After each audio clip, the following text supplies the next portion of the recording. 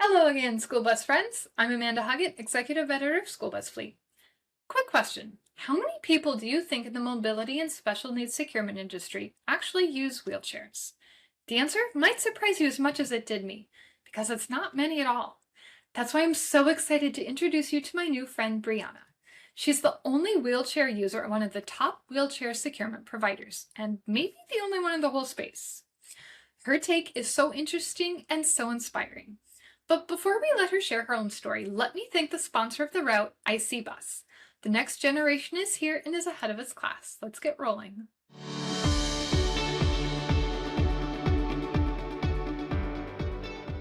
Okay guys, we're about to talk with Brianna Paauwe, Product Application Specialist at AMF Bruns of America.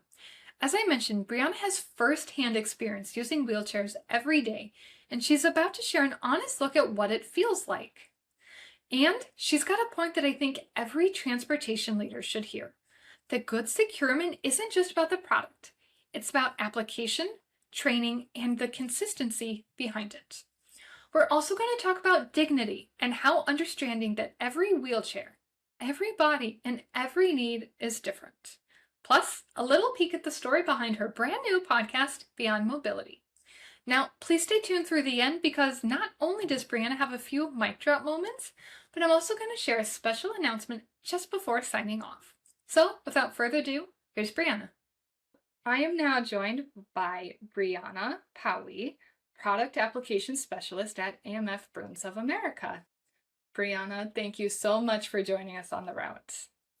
Thank you so much for having me. It's a pleasure to be here today. Yes, and it was such a delight to get to meet you at the NASDIPS event in Washington, D.C. last November. That's when you kind of started on my radar when we sat in the front row together. And then everything I've learned about you since has just been so incredible. So you're going to be a great guest. Before we get into it, tell us your role at AMF Bruns. What exactly does a product application specialist do? That's a great question. I was actually curious about that as well when I first got the role. And in the last year, I've kind of really found my footing with being a product application specialist. So for me specifically, that looks like helping out my team with traveling to different events, whether that's trade show conferences, trainings, or wheelchair etiquette classes.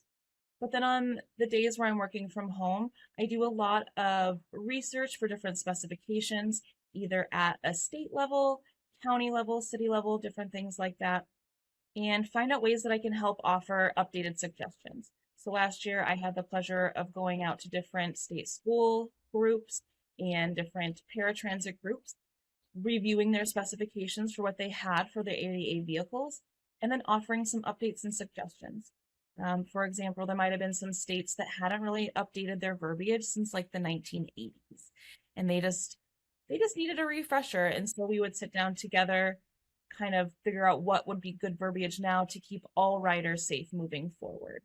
And so we work with specifications, we work with finding different bids to help, fill in those client needs and different things like that. So my main job is really trying to dial in that safety aspect, not only at the forefront with the trainings, but also on the back end with the documentation and those specifications. Okay, awesome. So you're the person that people turn to when they need to know what's going on in the industry. I actually just finished writing an article that will be in our February issue on how to keep up with special needs training resources when, regulations change. So you're the go-to gal for that, huh? Yes, I'm learning still. So I'm still very new to the industry. I've only been in transportation and safety for about 3 years now. So I will be the first one to say I have plenty to learn still. And I feel very blessed that all of the teams and groups of people that I've asked for support with or sat in on their specification meetings with, they've been very open to educating me, letting me know what they think is important for me to learn and like what to keep an eye out for moving forward. So Yeah. hopefully within the next year, I will have the confidence in saying I am that girl. Well, we are all still learning, but I'm Mhm. going to give a shout out too to your coworker Maritza Valentine. She was actually the person who really inspired that story I just mentioned, and she's an incredible resource and figure in the industry in her own right. So, She is. And when it comes to the school bus side of what I do, she has just been amazing when it comes to helping me along the way. And I know that her mission has been embedded with safety for decades. So yeah, she's yeah. been a huge support. Awesome. Good to hear. So, tell us about what drew you to this role and this industry. Just tell us your story, how you got to this point. So I graduated college in 2022 with the goal of getting off of government assistance. So I was collecting something called Social Security disability income. And with that comes a lot of requirements and a lot of red tape. So for someone like me, I could only have $2,000 in my bank account. I couldn't Oh. work more than 20 hours a week. There was a lot of rules with that, right? And so as I started focusing on gaining my independence, I knew going back to work full time was going to be necessary. So from 2022 up until 2024, I was doing some personal consulting work, just trying to assist different companies in the disability scene with whatever that may be. Again, traveling, trade shows, conferences, educational stuff.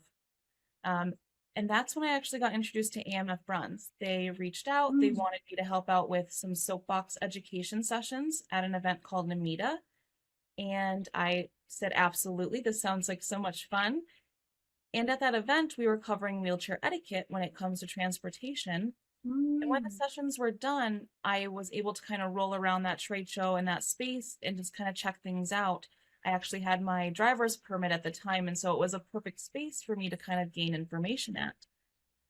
Well, what I noticed in this extremely large conference space where it's about adaptive driving and adaptive technology and ADA safety, I think there was three of us in wheelchairs. That's it, in this whole space, talking about vehicles, hand controls, securements, technology.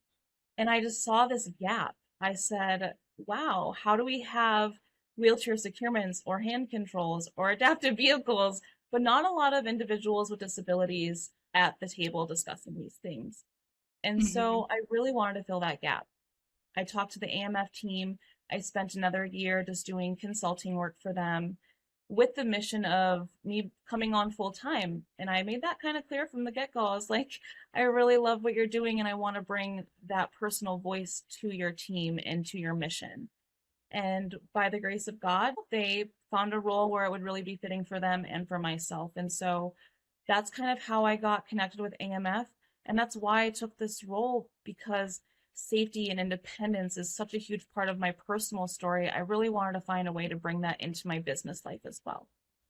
Yeah, that's incredible. I love that story. Let's shift a little bit more to a personal level Mhm. because as you've alluded, you are a wheelchair user. And I know you have a pretty incredible story if you don't mind sharing that with our viewers as well. I don't mind at all. In 2011, I had made a really poor choice of driving my car after drinking. Now, I technically was under the legal limit in terms of drinking and driving, but because of my age, it was still an absolute sobriety issue. So I technically wasn't drunk driving, but this just shows how impaired driving is just as dangerous. And so I had gotten behind the wheel after drinking and I lost control of my car on the way home, ended up in the ditch, and I was paralyzed probably instantly. So I have a Mm. spinal cord injury. I'm paralyzed from my belly button down. It took a couple of years to kind of figure out what my new mission was going to be. I accepted my injury pretty soon after leaving the hospital. I just wasn't sure how I was going to be a contributing member of society at that Mm. point. So I took some time for myself, get realigned with me. I did some volunteering. Volunteering turned back into education, going back to school, and then going back to school ended up me knowing that I wanted to go back to work full time. And so from 2011 until now, I've slowly just taken it upon myself to just keep growing and keep finding what I need to be as independent as possible. And so for me personally, that looked like getting off a disability. The last couple of years, I've taken the step of going back to work full time. I got my driver's license. I live independently alone. And then on my free time, I help run a nonprofit for other wheelchair users so that they can grow their independence too. And I try to take all the lessons that I've learned from my injury and life after that and give that to the wheelchair community so that they can make those same choices to grow and be independent. And if that looks like going back to work for them, that's amazing. If that just means getting back to fitness a couple times a week, that's great too. So I try to share my story so I can meet people where they're at in the hopes that they can see that I did it and then they can do it as well. Yeah, well, I'm sure you are an inspiration. But there was something you mentioned when we were together in Washington, D.C. that I haven't forgot about, and that's you lived somewhere else previously, before your injury, and then you made the choice to relocate based on weather and mobility issues. Elaborate on that. I don't know, I just think that's so interesting. You're correct. So I was injured in Wisconsin, and if anyone's familiar with the area, the winters can be really harsh and unforgiving. I had stayed in Wisconsin for about 10 years post-injury. I made it work. I did the best I could, but as I was growing my independence and wanting to live alone, the snow and the weather did become a big hindrance. I would be, in the summertime, I could roll to campus 5 blocks away in 10 minutes. But then as soon as the snow would come, I would have to schedule an Uber or a taxi and pay $10 one way just to get 5 blocks. And now I'm depending on the weather and other people's transportation and all of these things just to be independent. And that was when I thought, I need to find somewhere that supports my goals and supports me being fully independent and not depending on, a caregiver or something like that. And I had met another wheelchair user online who lived in the Charlotte, North Carolina area. We had talked quite a bit about that. I still get my 4 seasons down here. I get my fall colors, but I don't have to worry about that barrier of snow. So that you're correct. I did make the decision to leave the Midwest and come down to North Carolina, knowing that the weather would support my independence. Maybe different options for public transportation would support that. I might have different medical options for transportation that I didn't have in Wisconsin. It was a very scary leap, but in the grand scale of things, in putting myself first and my future independence, it was probably the best decision that I could have made. And it's paid off very much so. Oh, good. Well, I live in Minnesota, so I'm very familiar with the winters you speak of. And that just struck me so much because I've never thought of mobility based on where you live before. And, it just kind of goes to show that privilege that wasn't even ever on my radar. So thank you for sharing that. Absolutely. Okay, you are the only wheelchair user at AMF Bruns right now. Is that right? That's correct. I think I'm the only wheelchair user in the securement space in general in the US. Really? Oh my word. Wow. Okay. So how does that affect the work that you do? I mean, you come at this with such a personal perspective, but tell us how that kind of comes together for you. Well, as I kind of mentioned, I saw that gap originally a couple years ago. The way that I look at it is that I may not have 20, 30 years of transportation knowledge or spec knowledge or vehicle knowledge like a lot of my other coworkers or a lot of other individuals in the transportation community have. But what I do have is that lived experience that I've talked about, right?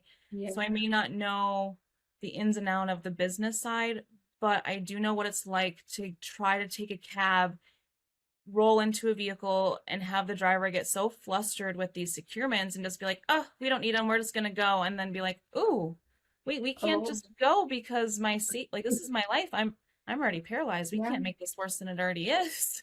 Yeah. And so I thought that if I can't bring the trust aspect from transportation knowledge, but I can bring the trust aspect to the conversation from that lived experience.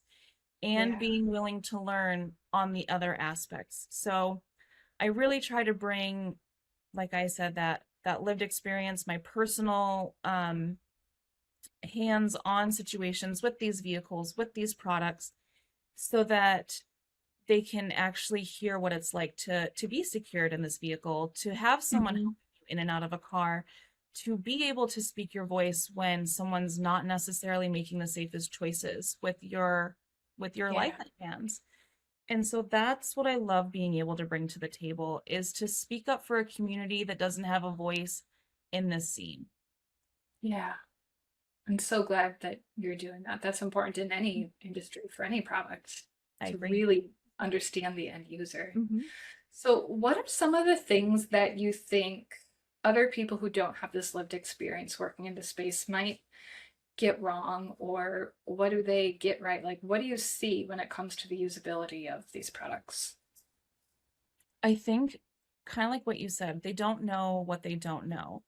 So Yeah. personally, when I was taking some of these smaller public transportation services or taxi services, that you could tell that these individuals weren't connected to the mission. And you think, oh, Mhm. what's the mission behind driving a taxi? Well, it should be safety, right? Their goal as a driver should be getting their person from point A to point B in a safe manner. And I think that was getting lost on some of these workers and drivers, is that they weren't connected to the mission.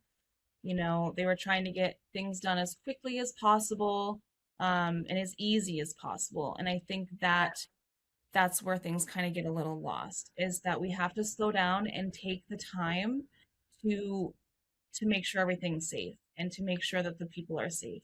Is there a way you can describe what, good securement looks like, not just technically, but from that writer's point of view? Well, to me, for when it comes to right securements or good securements, it's not about the product itself, but more or less how you're using that product, right?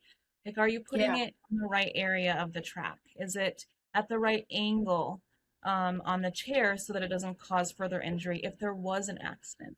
So these are actually things that I didn't even learn until after I started working with AMF. I didn't know that the securements needed to be at a certain width apart, and that the front securements are on the outside, or that the back securements need to be tucked in between the wheels. I had no Mm. idea. And if me as the end user doesn't know, how can I advocate for myself in the proper way? And so it's less about the product and more about just knowing how to use the product correctly. And so there was years where I would just let any driver just kind of put it where it fit and like hope for the best. But now looking back, it's like, well, if I would have gotten an accident, my chair could have broke, it could have popped off. Yeah. So it's less about the product itself and more about the application on how you use it and that training aspect behind it, and just making sure that they fully understand why they're using it in that manner.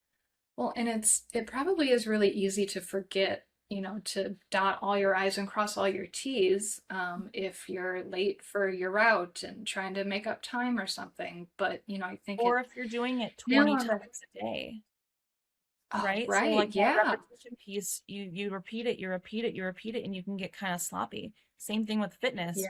By your fourth or fifth round of working out, your sets are sloppier, you're not putting in as much effort, you're ready for the end. And I can see that Right. in the same sense of transportation. You put all of your energy and good vibes in those first 5 or 6 clients of the day, but by the end of the day, you're burnt out. You've had a long day. Right. You might have had personal things come up or just work life, and you're just like, man, I just want to get this strap on and go. And so Yeah. that's just life in general. And so it's very important to take those extra couple seconds and be like, all right, am I hooking this in the right spot? Does this look okay? Does the angle look right? And I think that's the most important thing when it comes to the securement aspect of transportation. Right. Yeah. I mean, our drivers have to remember that this is someone else's life in their hands. Mhm. And all these little steps, they really do matter. I mean, right? So 99.9% of the time, the ride will go smooth no matter what, but it only takes that one time for it to have devastating consequences. So, Absolutely. Absolutely. and Most of our drivers, or really all of our drivers, should be fully trained in how to use equipment properly. But we know that's not actually always the case. So, Mhm. why is training so important? What options are out there? What do, you and AMF Bruns offer that people who need more knowledge can turn to? That's a great question. When I think of safety, I don't think of and training, I don't think of just an initial training course. And I think that's kind of where the training piece gets dropped. When you have a Yeah. new hire or you have a new season of drivers, that you do those initial safety trainings right in the beginning of the hiring process or the season, and then you just kind of move on for the rest of the year. And sometimes those follow-ups don't happen for maybe over a year, couple years, or not at Mhm. all. And I think that's the biggest issue is that people think it's like a one and done thing. They think, well, we hear this Yeah. information once, we know it, we're going to move on. But kind of like we were just saying, that reputation piece, you think that you know what you're doing, you get this, I don't know, maybe false confidence in yourself about it, and you just don't recheck in, right? And so when it comes to training, I look at it as at the very least a yearly audit, right? And so are Mm. you still doing it the way that we were taught? Are you still following the right angles? Now, if you haven't checked your angles in a while, let's just check it again just to make sure something didn't come off. Maybe the chairs are starting to move a little bit. Maybe you're not positioning them in the same space as you were in the beginning of the year. So if that wheelchair position's off a little bit, the angles need to be adjusted. And so having that yearly audit is going to keep them making sure that people are safe. It's going to make them feel confident with the work that they're doing. There's a reason why you have to do first aid training every couple of years. It's not because they think you're going to forget it. It's because they want those details to be perfect every time if there is an emergency. And that's the Mhm. kind of way I look at transportation and securement safety, is that we understand that you've heard this information and it feels very repetitive, but having those refreshers is going to keep it at the forefront, keep that confidence in those drivers and those teammates so that no matter what happens throughout that next chunk of time, that you're staying with safety at the forefront of the mind. Well, and too, it's not just training for the drivers of the buses for Mhm, special needs students. It's mhm. every single driver should really, even if you have a general education route, right? Because there might be one day you have a student who needs the support.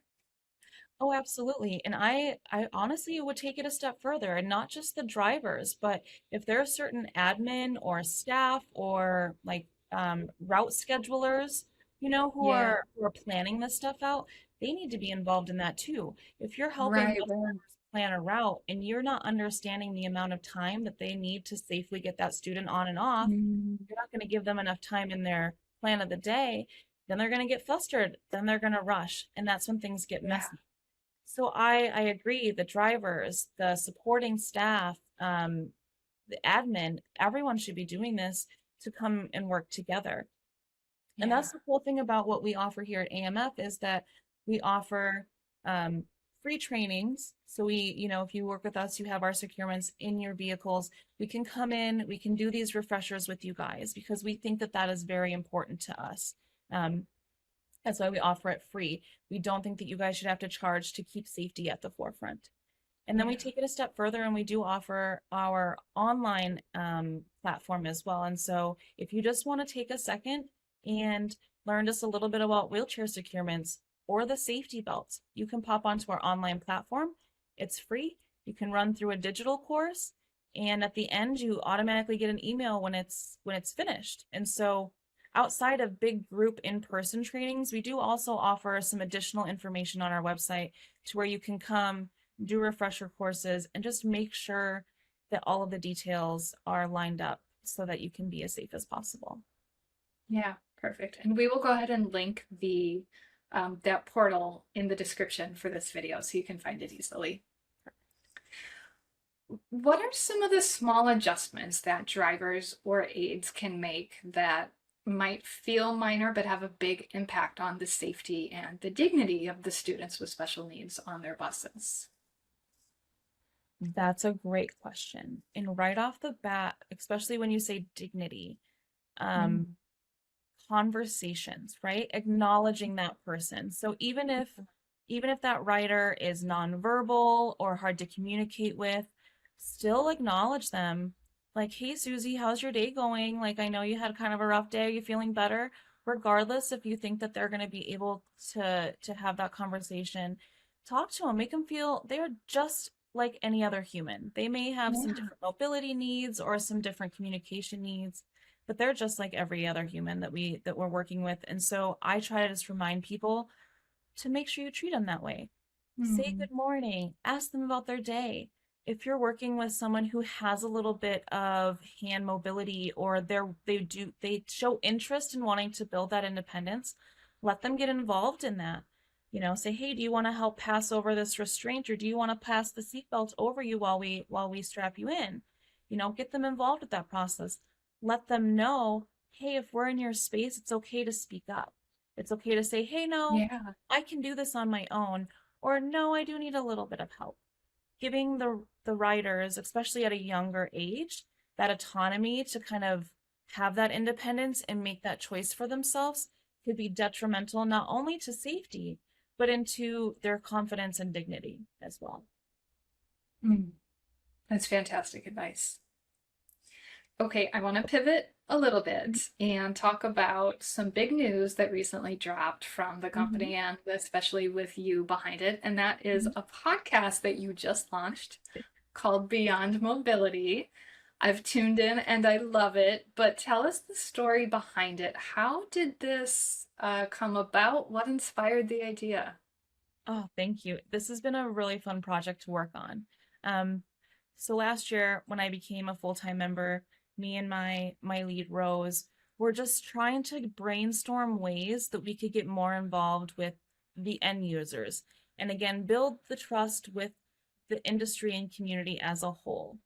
And we saw that there wasn't really any other securement companies or individuals like that in our industry who had that type of podcast or that platform Mhm. to have these conversations. And so we thought, well, I think that's a great way for us to build that trust with the mobility community, with the disability community, is to give them access to us. And so, we know that mobility is way more than just transportation, and we wanted to highlight that. So, beyond mobility, hence the name, we kind of go outside of transportation and we focus on all things mobility related. We will cover how to buy a home that has Mm. mobility adaptions, or if you have mobility needs. We're going to cover how to do like self-care and fitness if you have mobility needs, and why it's important to do those things. Yeah. We'll be talking with different industry leaders or organizations, nonprofits who are doing different things for safe transportation, getting drivers back on the road, um, supporting individuals with disabilities in general. So we've already kind of interviewed a few people, and we're really just setting ourselves up for the year in terms of being being a resource for the community. We want them to know that we support them in every facet of their life, not just the transportation aspect. And we want to give them the space to be able to talk about that um, Mhm. all over, all over the nation. So that was kind of our vision behind it. And we're really excited to bring that not only to the transportation space, but to the mobility space as a whole. Yeah, that's incredible. I think you kind of just answered this, but I'm gonna ask it anyway in case you have something else to add. But were there specific conversations that you're hoping to have in this podcast that weren't happening otherwise? Yes. I think for me personally, and I know that my team really supported this, is getting more peoples from the wheelchair community or the mobility community to talk about what they're experiencing, talk about their Mm. experiencing behind the wheel, what it's like to get a vehicle, what it's like to live with a mobility issue. We really just wanted to share these stories to let people know that we acknowledge that mobility is multifaceted and that we want to find support for all the areas, right? Kind of like how I mentioned, it's not just vehicle safety or securements or transportation, but it's how to go back to work, how to travel full time as a wheelchair user, how to take care of your body if you do have these big goals. And so that was really some of the topics that we wanted to cover and share to bring that well-roundedness to mobility. To shift again a little bit here, when we look at the industry as a whole, what progress have you personally seen and what still needs to happen? Oh, that's a good one. Now, I am still pretty new to transportation as a whole. Um, Now, I have in the last few years seen more open conversations being started, more collaboration, and Okay. more people coming together. So I attended a event being hosted by a company called All Wheels Up. They're a nonprofit that focuses on Hmm. safe airfare travel. And Oh, it was beautiful to see airline companies, jet companies, um, veterans associations, different advocacy associations, but all these different key players from very different areas of the industry coming together for one main cause. And so that's kind of the goal, is to try to get multiple people in on this conversation. And that's what I do see. I see people from different areas of transportation kind of being like, all right, well, we need to start working together. Um, I've actually been really blessed when it comes to specifications, that I've gotten support from other spec writers that don't necessarily work with securements, right? They do lighting, or they do seating, or they do yeah, other aspects of that. Um, but we're all coming together for the main goal of safe transportation. And so I see yeah. more of that. I see more collaboration, and I'm really excited to see in the future more open conversations and have that partnership really grow, right? It would be cool to have all the seat companies come together and work for one mission, right? It's okay to have a little bit of friendly competition, but we should also still be working at the same goal together. And that's where my vision, that's where I hope this to go. I hope that even though there's multiple vehicle OEMs and multiple seat manufacturers or multiple securement manufacturers, I hope that we can all come together for the same mission of transportation safety and independence. Yeah, amazing. So, again, I think you may have answered this, but is there one key thing that you want the industry or transportation professionals in general to understand about riding in a wheelchair? Yes. When it comes to riding in a wheelchair or transporting someone in a wheelchair, everyone's needs are different. Everyone's chair is different. The way that you hook up my chair or secure my chair is going to be vastly different to the way you hook up a different manual wheelchair or a power chair for that matter. There's going to be individuals who want to ride from their wheelchair. There's going to be individuals like me who prefer to transfer out of my personal chair into an OEM seat because of that extra back protection. You know, my wheelchair has an extremely low back. So for me, I feel safer transferring into a car seat. It's Okay. not going to be the case for everyone. There's going to be people who have trunk stability issues where riding from their wheelchair is the safest option for them. And Okay. so those are the conversations and things that they need to be mindful of moving forward. Every rider's needs is different and every situation is unique. You can't just say, "Oh, that's a manual wheelchair. I know how to hook that up," because it's Yeah. not always the case. And so taking that extra 30 seconds to just do a quick eval of that rider, of their personal chair, and being like, all right, where's the safest spot to hook it up at? Is it the same as last time or is it not the same as last time? And does this person want to stay in their chair?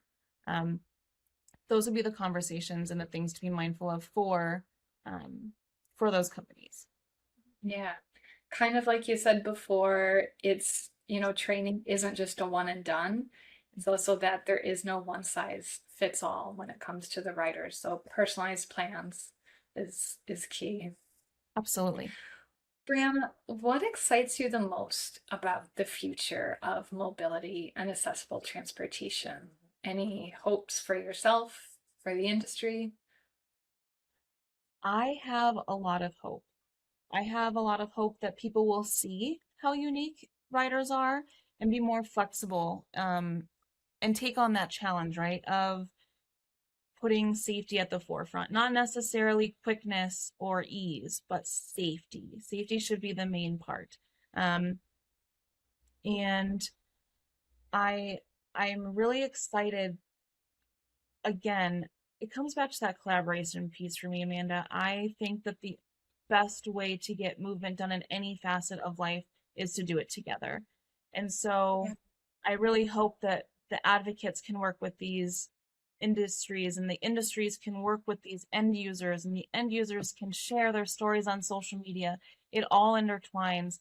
And I'm hoping that that collaborative aspect, along with that open communication, can really bring the awareness to the situation that we need to keep those missions in all areas of mobility moving forward. Perfect. All right. Is there anything else we haven't talked about that you want to share today?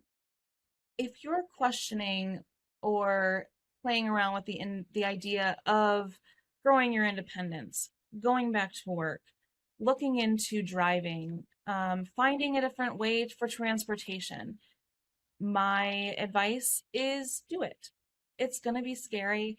It's going to seem really overwhelming, and it's going to seem like there's a lot of moving pieces.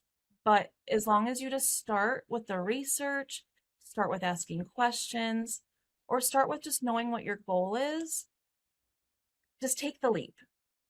Just take the leap. I think that is my biggest advice in any area. Take the leap with the job, take the leap with your independence, with your fitness, because you owe it to yourself to see how far you can go. Love that. Well, you are such a delight to talk to, Brianna. Thank you for what you do for the industry and for the world. And thank you for joining us on the route. Oh no, thank you so much for having us. I enjoyed this conversation so much. Awesome. And if any of you out there want more help, please reach out to AMF Bruns for support. Again, we'll link in the comments below how to reach out. Isn't Brianna great? As a reminder, check the comments for the links to the resources we just mentioned. And now I want to fill you in on a special announcement. School Bus Fleet is partnering with AMF Bruns of America on its annual National Special Needs School Bus Driver of the Year Award. This is the 9th year for this awards program, and it honors special needs school bus drivers who go above and beyond the call of duty. To qualify, all you need is to be an active school bus driver for special needs students for 2 or more years and have a safe driving record. Award nominations are open now, and please nominate up through August 1st for the 2026 award. One winner will be named the Driver of the Year, and you'll be able to read about them in School Bus Fleet. Please help us recognize the incredible drivers who are so worthy of recognition. Reminder, you can find more school bus headlines and hot topics on our website anytime. Be sure to follow our YouTube channel and connect with us on social media. Another big thank you again to our sponsor of the route, IC Bus, proudly offering vehicles and solutions that are ahead of its class. We'll see you again soon. Thanks for rolling with us.